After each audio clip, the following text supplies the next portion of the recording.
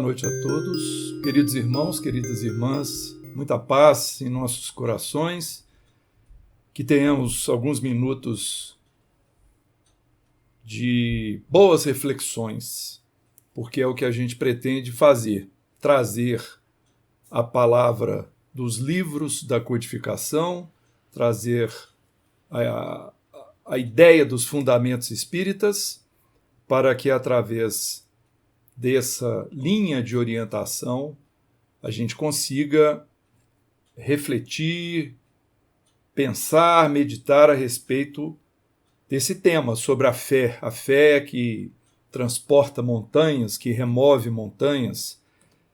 Quando nós falamos a respeito de fé, é algo, de certa forma, subjetivo, porque cada um tem um entendimento diferente a respeito desse assunto.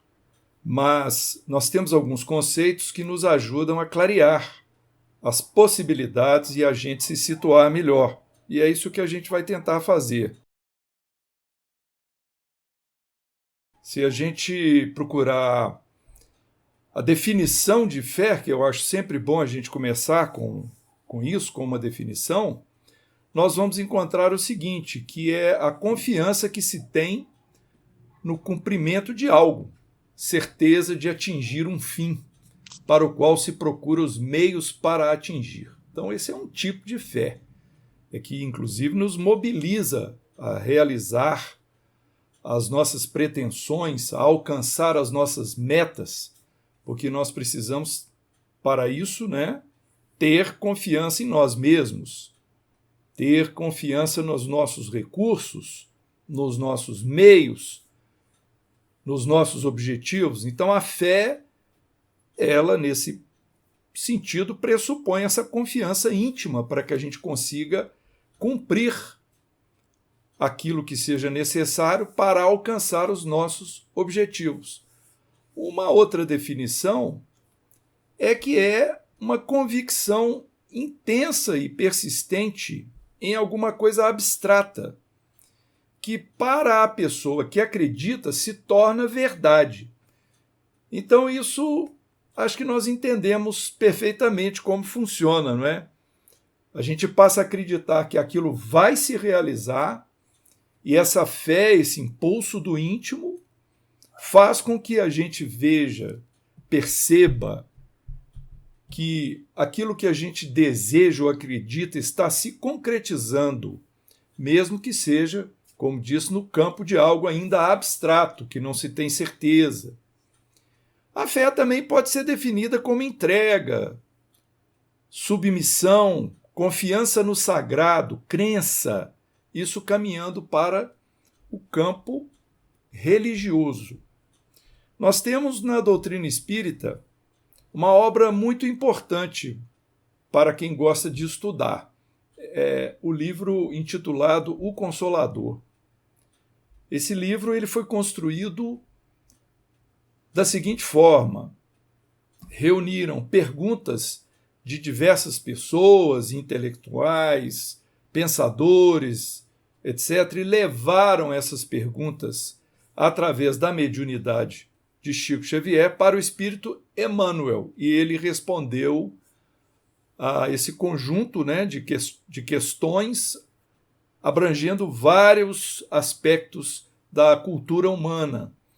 E na questão 170, Emmanuel esclarece a respeito da fé. Ele diz assim: acima de todas as conquistas propriamente materiais, a criatura deve colocar a fé como o eterno ideal divino. Olha que interessante, vamos repetir. Acima de todas as conquistas propriamente materiais, a criatura deve colocar a fé como o eterno ideal divino. Então, naturalmente, Emmanuel está destacando esse caráter da fé que nos coloca em contato com o mais alto, com aquilo que está acima de nós, com o superior, com o divino. Mas a questão 357, essa que nós citamos foi um trecho da resposta da 170, na 357 perguntaram a ele o seguinte: poder-se-á definir o que é ter fé?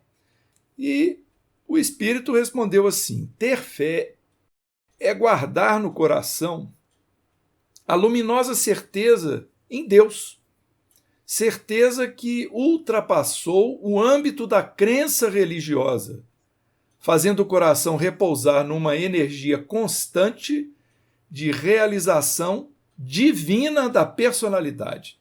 É interessante como que Emmanuel carrega em todos os aspectos santificados, sagrados, positivos desse conceito da fé, não é? Guardar no coração a luminosa certeza em Deus, que ultrapassa o âmbito da crença religiosa, é uma coisa nossa, independente de que religião seja. E ele prossegue na resposta dizendo assim: conseguir a fé é alcançar a possibilidade de não mais dizer eu creio, mas afirmar eu sei, com todos os valores da razão tocados pela luz do sentimento. Então, deixa de estar no campo da crença e passa a estar no campo de uma certeza absoluta, eu sei. Ou seja, eu confio tanto, eu tenho tanta fé, que a minha certeza é absoluta. Prosseguindo, essa fé não pode estagnar em nenhuma circunstância da vida e sabe trabalhar sempre, intensificando a amplitude de sua iluminação pela dor ou pela responsabilidade, pelo esforço e pelo dever cumprido. Aí Emmanuel começa a mostrar que a fé, se tem esse caráter divino, se tem todo esse potencial de estabelecer essa ligação nossa com algo superior, ela também é um recurso de mobilização de nossas ações, porque ele diz que ela deve saber trabalhar sempre, ao longo da nossa vida, para intensificar a amplitude da iluminação da fé, seja pela dor, como ele diz, ou pela responsabilidade, em qualquer um dos dois âmbitos que a gente possa direcionar a nossa fé, pelo esforço e pelo dever cumprido. Então nós vemos aí uma relação muito forte da fé com o trabalho, e nós vamos falar sobre isso mais adiante na nossa exposição. Emmanuel encerra dizendo assim: traduzindo a certeza na assistência de Deus, ela exprime a confiança que sabe enfrentar todas as lutas e problemas com a luz divina no coração e significa a humildade redentora que edifica no íntimo do espírito a disposição sincera do discípulo relativamente ao, entre aspas, faça-se no escravo à vontade do Senhor. Essa frase nos recorda as palavras de Maria de Nazaré, quando a ela surgiu pela primeira vez o anjo Gabriel.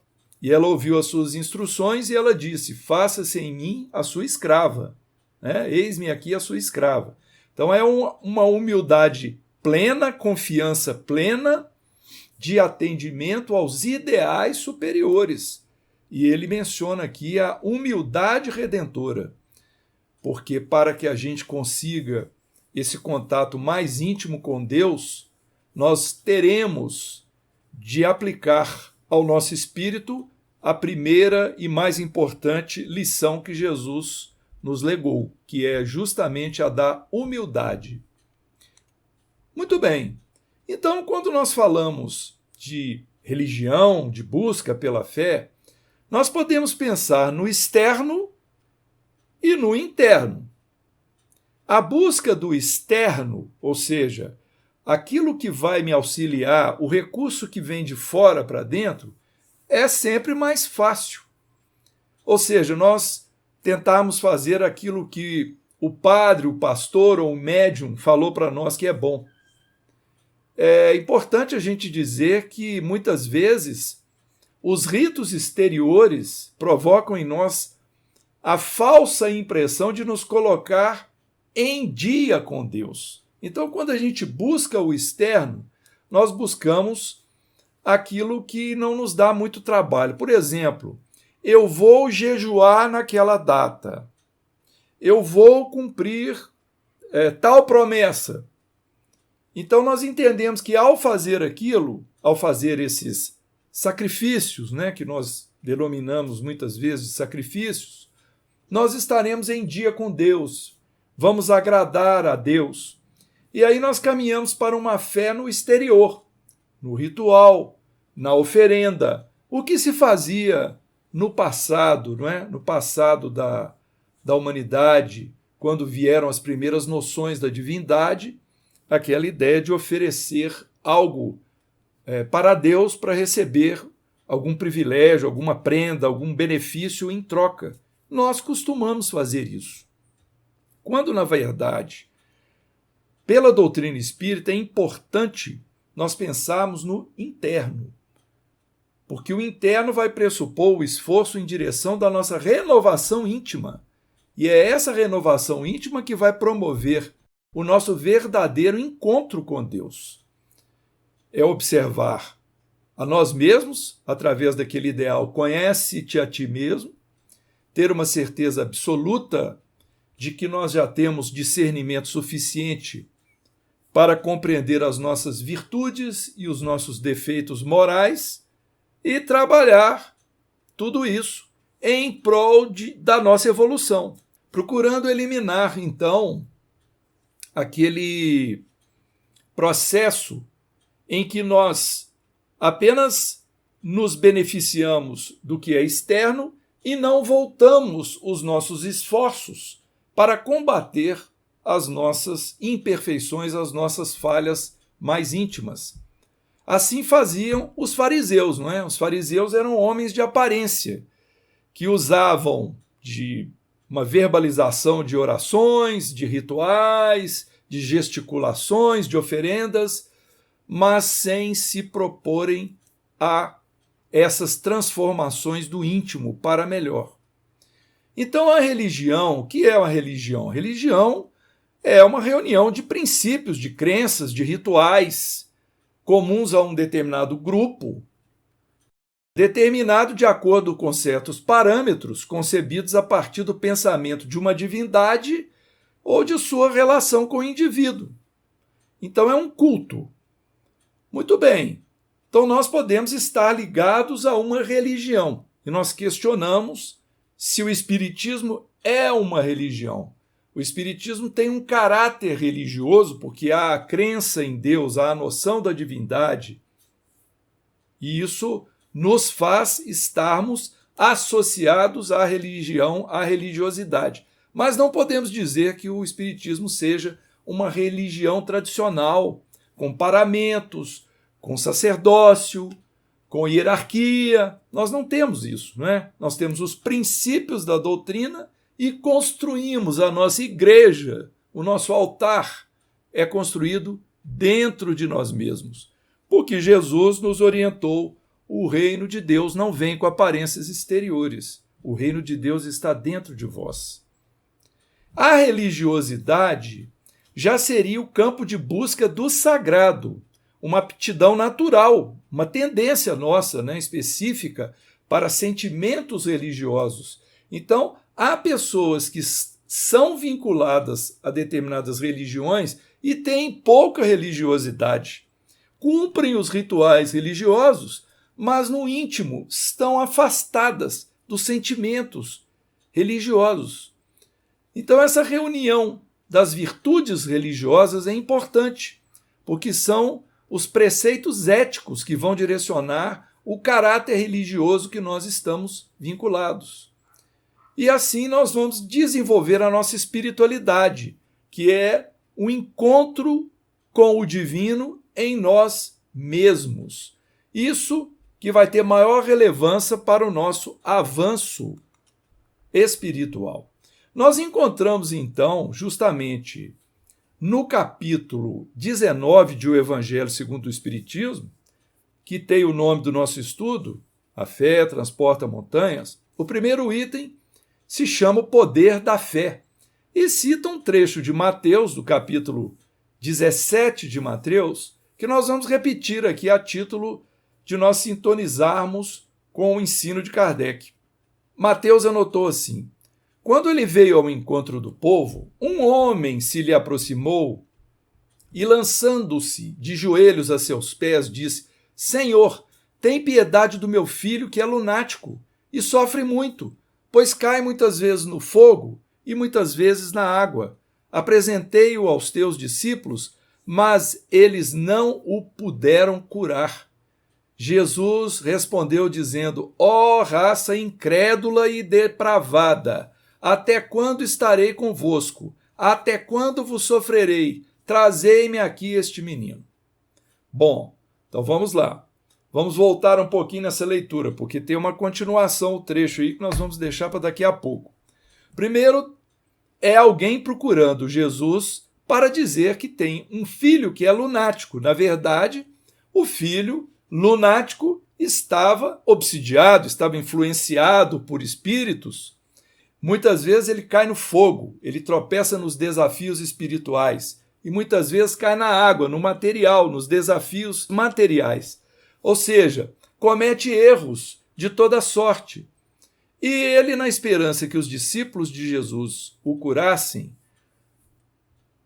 concluiu e revelou a Jesus que isso não era possível. Os seus discípulos, os seguidores de Jesus, não conseguiam fazer com que esse filho lunático, ou obsidiado, digamos assim, perturbado, ele obtivesse a cura. Então Jesus chama a atenção dizendo: até quando vos sofrerei? Ou seja, até quando eu precisarei estar com você para ensiná-los? Porque Jesus viria falar a respeito da fé. Jesus promovia muitas vezes a cura, não apenas para beneficiar as pessoas que estavam sendo curadas, mas também para ensinar aqueles que estavam seguindo e para demonstrar para nós todos da humanidade as possibilidades que nós podemos conquistar. Então, prosseguindo, e Jesus, tendo ameaçado o demônio, então era realmente um espírito obsessor e não um demônio como nós entendemos, Isso é apenas a tradução do grego para o português. Este saiu do menino, que no mesmo instante ficou são. Ou seja, Jesus usou suas palavras, a sua força moral, talvez direcionou ele a algum fluido salutar que incomodou aquele espírito obsessor e o obsessor saiu. Os discípulos vieram então ter com Jesus em particular e lhe perguntaram: por que não podemos nós outros expulsar este demônio? Aí Jesus lhes respondeu: por causa da vossa incredulidade. Pois em verdade vos digo que se tivesseis a fé do tamanho de um grão de mostarda, diríeis a esta montanha: transporta-te daí para ali, e ela se transportaria e nada vos seria impossível. Então Jesus estava com isso demonstrando que não adiantava apenas conversar com o espírito obsessor. É preciso ter o movimento, o sentimento da fé, que na verdade nesse caso é uma fé amorosa. Não é uma fé na capacidade de expulsar o espírito, é a fé de quem tem misericórdia por aquele irmão ignorante que está incomodando o outro e que vai pedir para ele sair, mas com misericórdia, com bondade, como deve ser feito por nós espíritas que participamos em reuniões mediúnicas quando nós dialogamos com entidades atrasadas. Então ele diz: por causa da vossa incredulidade, porque muitas vezes se pensava que, usando certas palavras, certas orações mágicas, se obteria resultado, e não se trata disso.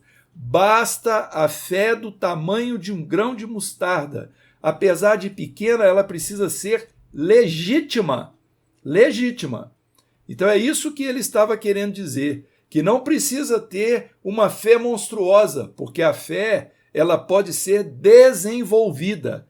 Ela não precisa começar em nós como algo imenso, grandioso. Basta, às vezes, um sentimento legítimo de pequeno tamanhozinho, vamos dizer assim, que nós já conseguiremos transportar montanhas, ou seja, superar dificuldades, porque aqui é apenas uma alegoria, não é? Um simbolismo. Então, a confiança nas nossas próprias forças, ela nos torna capaz de executar coisas materiais, mas se a pessoa não acreditar em si mesma, ela não vai conseguir, não é? Obter o sucesso no mundo material. Mas aqui nós estamos avaliando propriamente o sentido moral da utilização da fé. Ora, então, as montanhas que a fé desloca são as dificuldades, a resistência, a má vontade, o preconceito, o interesse material, o egoísmo, o fanatismo, as paixões orgulhosas. São várias as montanhas que nós temos que superar. Tudo isso que nós estamos dizendo aqui está em O Evangelho segundo o Espiritismo. Muito bem. Então, quem tem uma fé vigorosa possui energia, possui recurso para vencer vários tipos de obstáculos, desde os pequenos como os grandes. Quando a nossa fé é vacilante, então nós vamos ter incerteza, nós vamos ficar hesitantes. E aí, muitas vezes, os nossos adversários aproveitam dessa nossa incerteza, a corda bamba, né, quando nós estamos titubeando na fé, e vem nos incomodar. Então, muitas vezes, essa fé que é vacilante, ela não procura meios de vencer, porque ela não acredita que seja possível vencer. Então, é preciso a gente entender isso, a nossa disposição de poder construirmos em nós uma fé vigorosa. E nós vamos ver como isso será possível também mais adiante, que o Kardec nos deu a dica, como desenvolver a fé para que ela fique algo sólido, bem fundamentado em nós. Também é alertado para que nós não confundamos fé com presunção. Ou seja, presunção, nós achamos que somos capazes quando realmente não somos.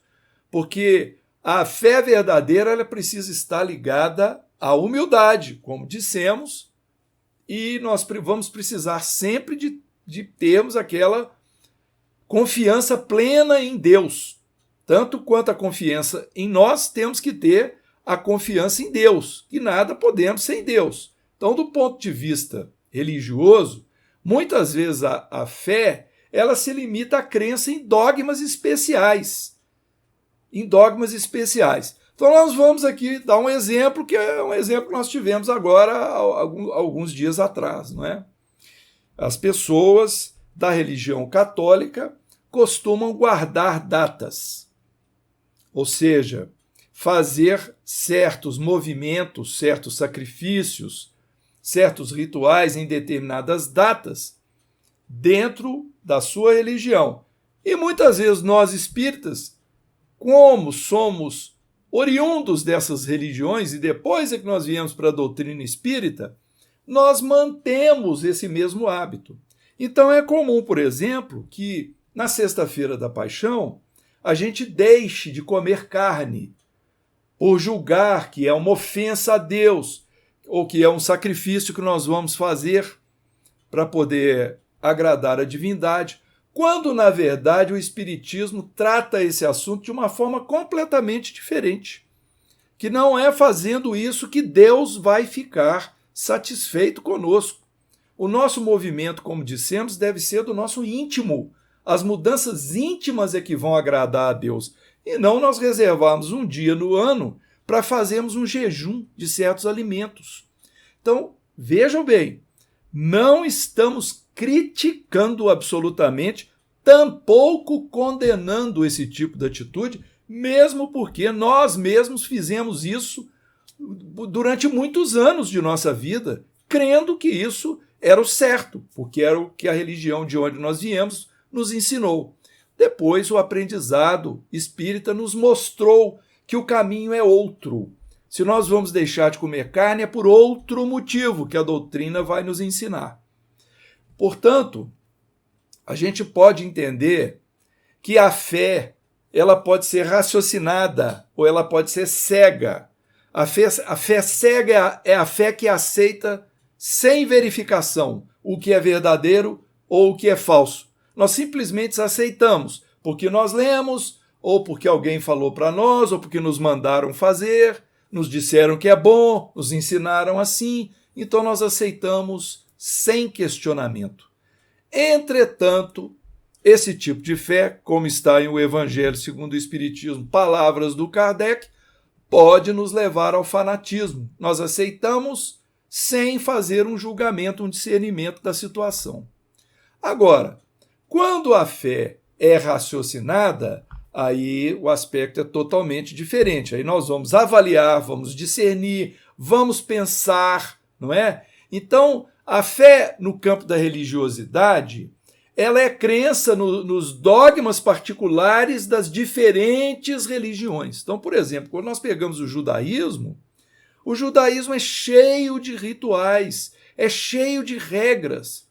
Hoje em dia, nós temos, por exemplo, nessas plataformas de filmes, de séries, existem muitas séries que contam a respeito de famílias judias. E através dessas séries nós aprendemos muitas coisas a respeito dos rituais judaicos. De que você, às vezes, antes de levantar da cama, você tem que fazer uma série de movimentos, tem que fazer uma série de coisas antes de você tocar o chão, como é que você vai fazer antes de entrar em casa, antes de se alimentar. Isso tudo para poder ficar em dia com a divindade. Então são os dogmas daquela religião. Não é à toa que os judeus implicaram muito com Jesus e com seus discípulos, dizendo que eles não podiam trabalhar no sábado, que eles não lavavam as mãos antes de comer, entendendo que o lavar as mãos antes de comer não era por higiene, porque ainda não tinha sido descoberta a questão dos germes, era questão mesmo religiosa, ritualística. Então, essa crença nos dogmas, ela pode trazer aspectos muito negativos. Seguirmos regras sem compreendê-las, termos submissão cega ao pensamento da religião, aceitarmos as verdades por pensamentos impostos a nós, não é? Mas Kardec veio trazer para nós a seguinte expressão, isso está no item 7 do capítulo que nós estamos estudando. Fé inabalável só o é a que pode encarar de frente à razão em todas as épocas da humanidade. Ou seja, a fé deve necessariamente estar conjugada com o raciocínio, que pressupõe compreensão e entendimento. E Kardec diz mais: somente a fé que se baseia na verdade garante o futuro, porque nada tem a temer do progresso das luzes, dado que o que é verdadeiro na obscuridade também o é à luz meridiana. Então, quando nós entendemos, por exemplo, vamos dar um exemplo prático aqui da nossa doutrina. Reencarnação. Muitas vezes as pessoas adentram a doutrina espírita através de romances, ou se achegam a nós dizendo assim: eu acredito em espírito, e acham que isso é suficiente para se dizer espírita. Muitas pessoas talvez tenham perguntado, né, aqui para alguém: você é espírita? Ah, eu acredito nos espíritos, eu acredito. Mas não basta isso, não é? E muitas pessoas, apesar disso, não conseguem compreender nem aceitar a reencarnação. Mas à medida que nós vamos estudando os princípios do Espiritismo, os princípios evolutivos, que vão nos mostrar o caminho para que nós progridamos moralmente, que é a única forma de nós nos aproximarmos de Deus, aí nós vamos entender como a reencarnação é necessária. Porque sem ela nós não teremos novas chances, porque é realmente o meio de nós depurarmos as nossas falhas, os nossos defeitos morais, porque nós ficamos devedores de muitas pessoas numa encarnação e teremos de reencontrá-las no futuro para acertarmos as contas com elas, porque é a lei de justiça, amor e caridade. Pressupõe tudo isso, que nós teremos que reparar as nossas faltas. Então, sem a reencarnação, é impossível nós imaginarmos Deus justo e o nosso futuro como espíritos evoluídos. Então, nós fizemos aqui uma ilustração para mostrar que no Espiritismo nós não cercamos os adeptos que adentram a casa espírita e dizemos assim: vocês têm que aceitar a reencarnação. Se você não aceitar a reencarnação, tchau, você não é espírita, não pode frequentar aqui. Não existe isso. Você apresenta o princípio, apresenta o livro para a pessoa ler, estudar, raciocinar e aguarda. Se ela aceitar, ótimo para ela. Se ela não aceitar, respeitemos o seu livre-arbítrio. Cada um tem seu tempo no caminho evolutivo. Então, toda religião pretende ter posse da verdade. Por isso que é preciso que nós usemos o raciocínio para nós compreendermos se o que está sendo dito como verdadeiro é algo que nós realmente podemos aceitar, está ponderável, está com bom senso. Outro ponto interessante é que não há como prescrever fé ou impor fé. A fé é algo que cada um desenvolve em si mesmo. Não tem como, vem cá, eu vou aumentar a sua fé aqui. Faz o seguinte, faz isso. Não, a pessoa que tem que fazer o movimento, seja ele intelectual, seja ele a observação de acontecimentos, a leitura, ouvir, não é? Estudos, palestras, observar a natureza, pensar, será que Deus existe? Como é que funcionam as coisas? Então ela vai chegando às suas próprias conclusões. E nós podemos dizer o seguinte, que muitas pessoas demonstram um descaso muito grande no campo da religiosidade, porque têm temor, têm medo de serem forçados a mudar de hábitos. Estão numa situação confortável. Preferem lidar com o campo religioso da forma mais tênue possível. E uma dessas formas é justamente o campo do externo, do ritual, do amuleto, da fórmula, né? Essa oração aqui é milagrosa. Eu vou usar aquele objeto ali daquela igreja porque ele vai resolver todos os meus problemas. Ou eu vou ali naquela pessoa que traz a pessoa amada, vou lá, pago ela pega o nome, os dados e vai resolver tudo para mim. Então é a busca do externo, como nós já dissemos. Há o campo do orgulho, aquele que não quer aceitar a submissão a uma força superior. Então não aceita Deus. Prefere crer em si mesmo e fim de papo. Então, nós temos que entender como que, para certas pessoas, é muito difícil o desenvolvimento da fé. Elas terão que seguir o seu próprio caminho e às vezes leva muitos anos e muitas reencarnações para que isso seja possível. Uma pessoa que tem uma fé muito grande, que parece que é uma força já inata, né? Que ela tem uma facilidade de absorver, de assimilar as verdades espirituais, ela demonstra, na verdade, que ela já vem de um processo reencarnatório em que ela já tinha conquistas anteriores. Não foi só nessa existência que ela adquiriu aquela fé. Isso já vem com ela, faz parte do espírito dela.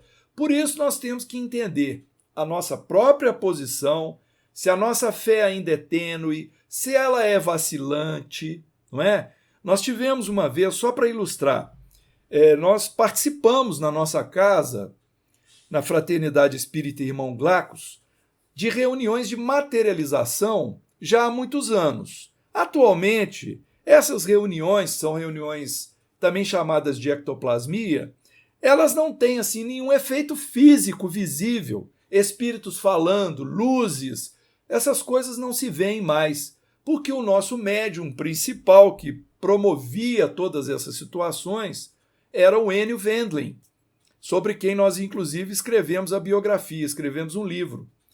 E o que acontecia lá dentro?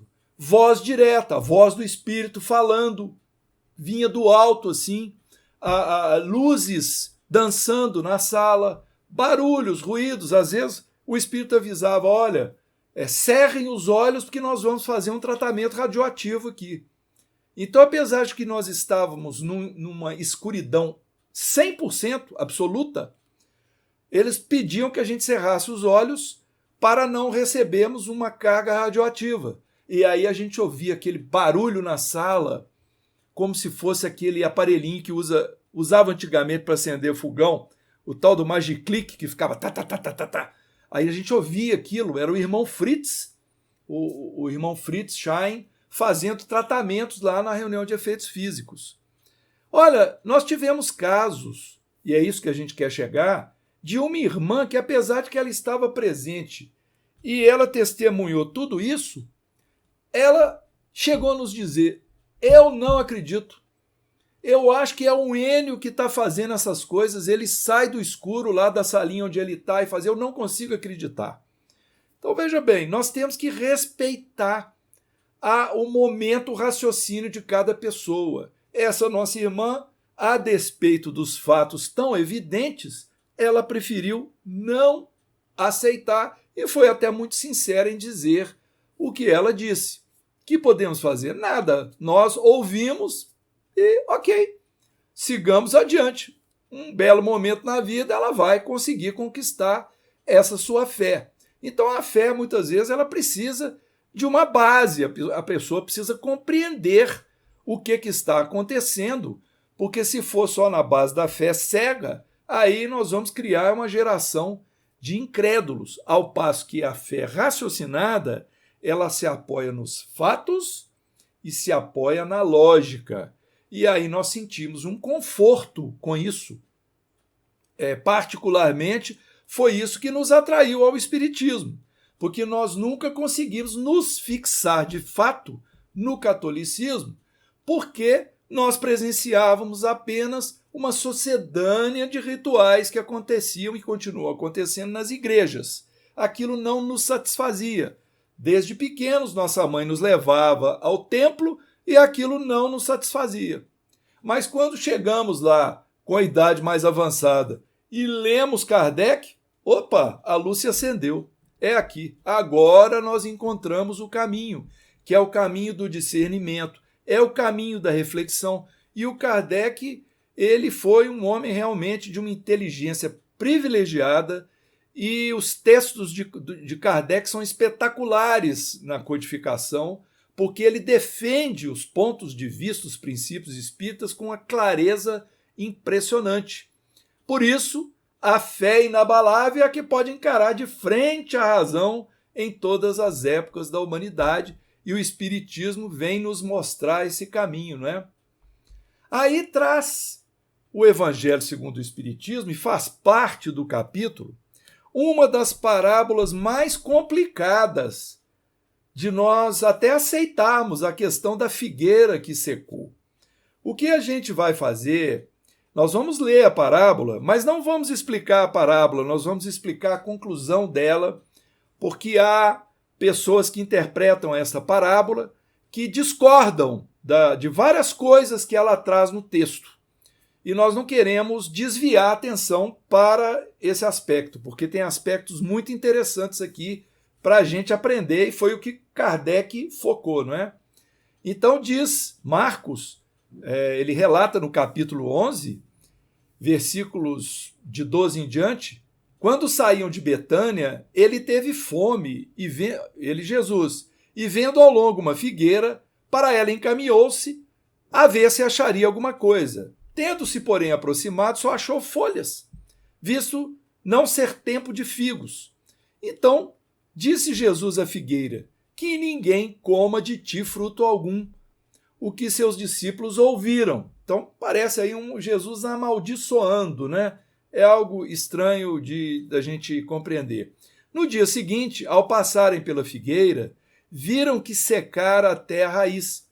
Pedro, lembrando-se do que dissera Jesus, disse, Mestre, olha como secou a figueira que tu amaldiçoaste. Jesus, tomando a palavra, lhes disse, tende fé em Deus. Digo-vos em verdade que aquele que disser a esta montanha, tira-te daí e lança-te ao mar, mas sem hesitar no seu coração, crente, ao contrário, firmemente, de que tudo o que houver dito acontecerá, verá que com efeito acontece. Então, o que importa aqui são alguns aspectos interessantes e Jesus reforçando no final essa questão da fé absoluta. Então, a figueira seca, na realidade, ela representa um símbolo. Qual o símbolo? O símbolo daqueles que parece que têm uma propensão ao bem. Vão produzir frutos, mas não produzem frutos, não produzem nada de bom. Então, simboliza aquelas pessoas, né, ou instituições que, tendo meios de ser úteis, não são úteis. São sistemas utópicos, são doutrinas carentes de uma base sólida, como escreveu Kardec. Então falta nelas a verdadeira fé, a fé que produz esses frutos, que é o nosso campo de trabalho, fazer as coisas acontecerem. Então todos os sistemas, todas as doutrinas que nenhum bem para a humanidade houverem produzido, terão de cair. Toda planta que meu pai não plantou será arrancada, porque realmente aquilo que não for bom, que não for útil, com a evolução, o caminho do nosso orbe evoluindo, cada vez mais os espíritos se melhorando e nós adentrando aí a era da regeneração, quando espíritos atrasados que estão na Terra não reencarnarão mais na Terra, vão retornar a mundos primitivos, então a Terra, o nosso planeta começará a ficar mais selecionado em termos da sua população tendente à regeneração, onde o bem começará a equivaler ou a suplantar o mal, que hoje não acontece, que hoje o mal impera mais do que o bem em nosso planeta. Então, dessa forma, nós vemos aí que esse ensinamento da figueira seca, ele é útil para nós para mostrar que nós, como árvores, não devemos produzir apenas folhas, nós temos que produzir frutos, ou seja, os frutos são produzidos pela caridade direcionada ao próximo, porque sem o próximo na equação, nós não vamos conseguir evoluir, não é? A lei de Deus, qual é o maior mandamento da lei? Amarás o Senhor teu Deus de todo o teu coração, de toda a tua alma, com todo o teu espírito, esse é o maior mandamento. E eis o segundo, que é igual, semelhante a este: amarás o teu próximo como a ti mesmo. Quando nós não amamos o próximo, de fato, nós não estamos amando Deus. Então nós podemos achar que estamos amando Deus apenas pelo atendimento dos nossos rituais, das nossas promessas cumpridas e todas essas coisas externas, quando na verdade nós temos que provar o amor a Deus através da nossa fé ativa, a fé que produz alguma coisa.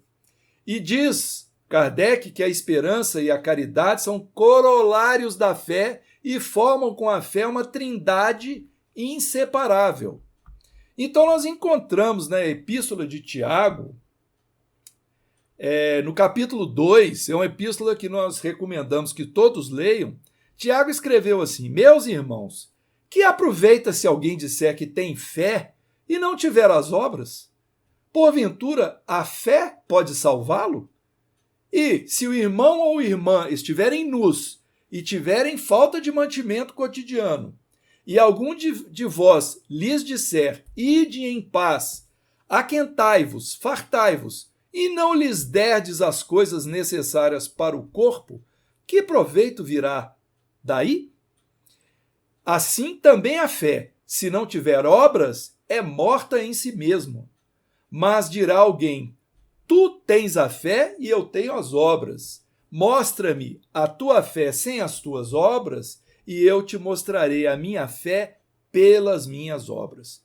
Então, Tiago vem reforçar a necessidade de provarmos a nossa fé através de realizações. E realizações acontecem no campo da caridade, ou seja, o amor ao próximo. Paulo de Tarso proclama, dentre essas 3 virtudes, a fé, a esperança e a caridade, a mais excelente é a caridade, ou seja, colocar o próximo diante de nós como sendo a nossa meta para alcançarmos Deus. Então, o Espiritismo é categórico nessa demonstração da supremacia das obras sobre a fé, dizendo que fora da caridade não há salvação. Salvação do quê? Salvação de nós mesmos. Olha que interessante, há religiões que pensam, não é, onde é ensinado que Jesus morreu para nos salvar, mas entendem que nessa frase está como se fosse assim: ele morreu e com isso os nossos pecados todos foram perdoados. Não se trata disso. O sacrifício missionário de Jesus foi para exemplificar para nós o superlativo do amor e do sacrifício pelo próximo, pela humanidade. Então, quando nós praticamos a caridade, nós estamos nos salvando, porque nós estamos justamente através do próximo promovendo a lei de amor. E aí nós vamos evoluir e salvar, entre aspas, né, a nossa alma, o nosso espírito, de ficarmos sofrendo, tendo que reencarnar em condições desfavoráveis e tendo que cumprir reparações ininterruptamente em vários ciclos reencarnatórios. Portanto, o Espírito Emmanuel, nós encontramos a seguinte frase: as obras da caridade material somente alcançam a sua feição divina quando colimam a espiritualização do homem, renovando-lhe os valores íntimos. Porque, reformada a criatura humana em Jesus Cristo, teremos na Terra uma sociedade transformada, onde o lar genuinamente cristão será naturalmente o asilo de todos os que sofrem. Então, Emmanuel conjuga a questão da caridade material com a caridade moral, a caridade de fazer a nossa completa doação, como nós encontramos na passagem do óbolo da viúva, a doação da viúva, que estava lá no gasofilácio, observando os ricaços atirarem dinheiro no templo, julgando as moedas nos grandes vasos, né, desta sala, para poder contribuir com os serviços lá para a manutenção do templo. Então disse que esses ricaços faziam estardalhaço para mostrar que estavam fazendo doações. E vem a viúva paupérrima, miserável, tira um lepta, um centavinho, e coloca lá na beiradinha do vaso e a coisa escorrega lá para dentro e ninguém nem vê. Aí os discípulos que estavam lá observando com Jesus naturalmente pensaram: que coisa inútil, que gesto inútil. Jesus, atento ao ensinamento, disse: ela doou mais do que todos, porque ela doou tudo que tinha. Aí entra o ensino de Jesus na hora certa, mostrando que a caridade verdadeira ela tem que pressupor esse sacrifício pessoal, tem que ser uma doação de verdade. Então a caridade material é importante, mas mais importante ainda essa caridade moral, essa caridade do sentimento. Nós encontramos no encerramento do capítulo a questão da fé humana e da fé divina. A fé humana é essa que nós dissemos, né? Onde nós vamos usar a nossa fé para vencer os obstáculos e alcançar os objetivos que nós temos na nossa vida material. Mas a fé divina é essa que nos liga a essa questão abstrata do nosso contato com o mais alto, de fazer por amor, de respeitarmos a lei de Deus, que é a lei que solicita realizarmos pelo próximo.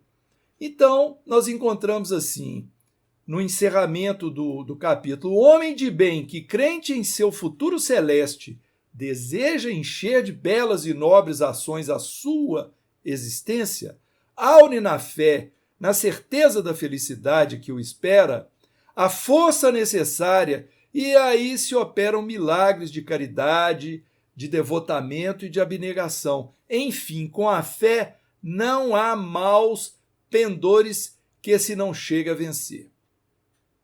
Aí vem o Espírito, intitulado Um Espírito Protetor, que diz assim: se todos os encarnados se achassem bem persuadidos da força que em si trazem, e se quisessem pôr a vontade a serviço dessa força, seriam capazes de realizar o a que até hoje eles chamaram prodígios e que, no entanto, não passa de um desenvolvimento das faculdades humanas. Por isso Jesus disse: vós sois deuses. Por isso Jesus disse: eu sou a luz do mundo, mas também disse: vós sois a luz do mundo, mostrando toda a nossa capacidade de desenvolvimento e de realização através da nossa fé.